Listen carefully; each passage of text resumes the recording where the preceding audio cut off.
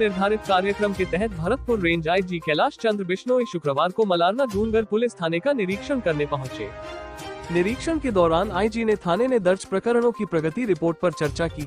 इस दौरान रिकॉर्ड में कई खामियां मिली। इस पर आईजी बिश्नोई ने एसएचओ राजेश कुमार मीणा सहित सभी जांच अधिकारियों को सही से रिकॉर्ड संधारित करने के निर्देश दिए। निरीक्षण के दौरान मालखाना, एचएम ऑफिस, बंदी गृह तथा कंप्यूटर कक्ष का भी मुआयना किया। थाना भवन की सफाई व्यवस्था पर भी गौर करते नजर आए। आईजी बिश्नोई ने थाना क्षेत्र में बढ़ते अपराध और अपराधियों के बारे में एसएचओ से जानकारी ली।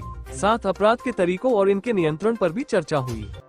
मलारना डूंगर थाना क्षेत्र में अवैध बजरी खनन और बढ़ते साइबर अपराध पर आईजी ने चिंता जताते हुए ऐसे लोगों से सख्ती से निपटने के निर्देश दिए। निरीक्षण करने आए आईजी ने यहां पहले जांच अधिकारियों से एक कर बात की। इसके बाद जवानों से भी 1-to-1 संवाद कर बंद कमरे में समस्याएं सुनी। इससे पूर्व पुलिस जवानों ने गार्ड ऑफ ऑनर दिया।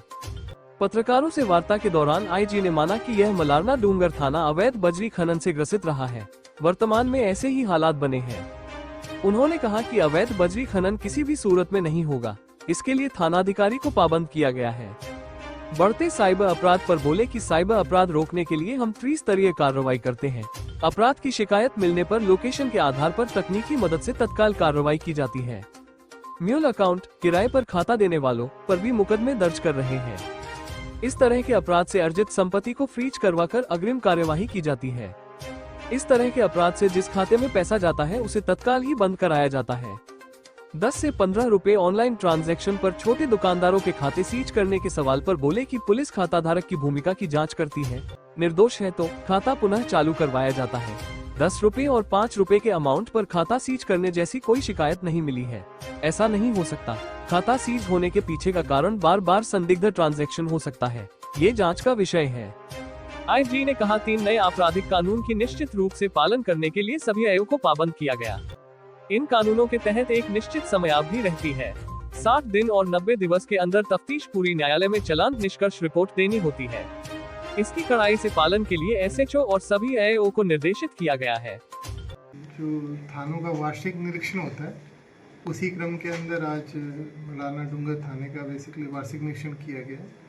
इसके अंदर कहीं रिकॉर्ड में कुछ कमियां मिली है उनको दुरुस्त कराएंगे। सभी आईओज़ को निर्देशित किया गया है कि जो नए कानून हैं हमारे 3 नए आपराधिक कानून हैं उनकी पूर्ण रूप से पालना करें, जिसके अंदर एक नियत समय अवधि रहती है। 60 दिवस और 90 दिवस के अंदर तफ्तीश पूरी करके न्यायालय में चालान या नतीजे से निष्कर्ष को अवगत कराना होता है, रिपोर्ट पेश करनी पड़ती है। उसकी कड़ाई से पालना किए जाने हेतु थानाधिकारी और सभी आईओज़ को निर्देशित किया। और साथ ही साथ चूँकि ये थाना अवैध बजरी खनन से भी ग्रसित रहा हुआ है पूर्व के अंदर, वर्तमान में भी होगी समस्या यहाँ पर, तो उसके लिए भी इनको निर्देशित किया गया कि किसी भी रूप में अवैध खनन, बजरी का परिवहन, खनन, इस तरह की गतिविधि थाना क्षेत्र में नहीं होनी चाहिए। इसके लिए कठोरता से कार्रवाई करें। सर, साइबर अपराध भी एक बड़ा इशू है और क्षेत्र में लगातार साइबर अपराध के जो मामले बढ़ रहे हैं उसको लेकर क्या कुछ? बिल्कुल, इसमें 2-3 स्तर से हम लोग कार्रवाई करते हैं। जैसी लोकेशन आती है, पोर्टल्स हैं गवर्नमेंट ऑफ इंडिया के बने हुए जिन पे कोई भी साइबर रिलेटेड एक्टिविटी होती है उस पर तुरंत रेड करके कार्रवाई की जाती है। साथ ही उन खाता धारकों जिनके अकाउंट्स में इस तरह के ट्रांजैक्शन होते हैं, जिनको म्यूल अकाउंट कहा जाता है, उन पे भी बेसिकली एनालिसिस करके FIR कर रहे हैं। और साथ ही साथ नए कानूनों में इस तरह के अपराधों से जो संपत्ति अर्जित करते हैं उनके विरुद्ध भी बेसिकली इनको फ्रीज करा करके अग्रिम कार्रवाई की जाती है।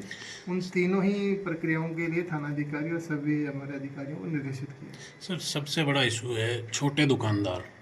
डिजिटल इंडिया, फ़ोन पे पेमेंट होता है, पता नहीं कौन डाल जाता है और तुरंत उनका अकाउंट सीज कर दिया जाता है।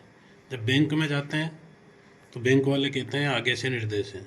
तो कोई डाल रहा है अपराधी, दुकानदार सामान बेच रहा है, पैसे ले रहा है, तो दुकानदार का क्या अपराध है इसमें? उसको क्यों सजा मिल रही है उसका अकाउंट बंद करके? मलारना डूंगर थाना इलाके में से बहुत सारे केसेज हैं। जब भी कोई साइबर अपराध की जानकारी आती है तो उसके बाद में इनिशियली सबसे पहले उस अपराध के जरिए जो पैसा जनरेट किया गया है और वो जिस खाते में जाएगा उसको तत्काल ही फ्रीज कराया जाता है। अदरवाइज वो पैसा निकल करके मिसयूज हो जाता है उसका। फ्रीज करने के पश्चात में पुलिस अपने कानूनी प्रक्रियाओं को पालना करते हुए उस पर अनुसंधान करती है कि खाता धारक का एक्चुअली इन्वॉल्वमेंट है या नहीं है। तो अनुसंधान कर मेरिट से ही पता किया जा सकता है। वर्बली ऐसे नहीं पता कर नहीं, 10 रुपये 5 रुपये कोई सिगरेट लेता है, इस पे अकाउंट बंद हुए हैं। सकते, ऐसा हो नहीं सकता। मलाड डूंगर थाना इलाके ऐसा में बाडोती जानकारी कस्बे में नहीं है कम से कम हमारे। 15 से 20 दुकानदार ऐसे हैं जो आज तक परेशान हैं। उनका खाता भी नहीं खुला है, दोबारा से ओपन नहीं हुआ, और उनका पैसा अटका हुआ है खातों में।